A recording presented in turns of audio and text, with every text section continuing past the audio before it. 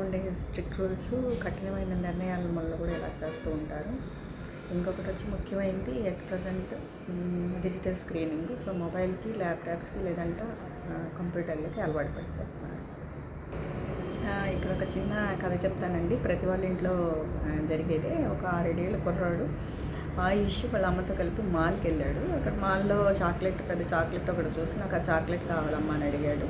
వెంటనే వాళ్ళ అమ్మ వద్దు, ఆల్రెడీ ఇంట్లో ఉన్నాయి కదా అని చెప్పింది. సో వెంటనే పిల్లాడు ఏం చేశాడు, కింద పడి దొరలటం, గట్టిగా ఏడవడం చేస్తూ ఉన్నాడు. ఎంతసేపు చెప్పినా కూడా ఆపట్లేదు.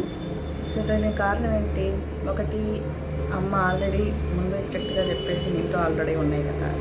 సో పిల్లోడు ఏ స్టేజీలో ఉండొచ్చు, అతను విసుగు చెంది ఉండొచ్చు, అలసిపోయి ఉండవచ్చు, లేదంటే ఏడ్చి అలిగి గొడవ చేస్తే మనం కోరుకున్నవన్నీ దొరికిపోతాయి అనే ఒక కాన్సెప్ట్లో పిల్లలు ఉండొచ్చు.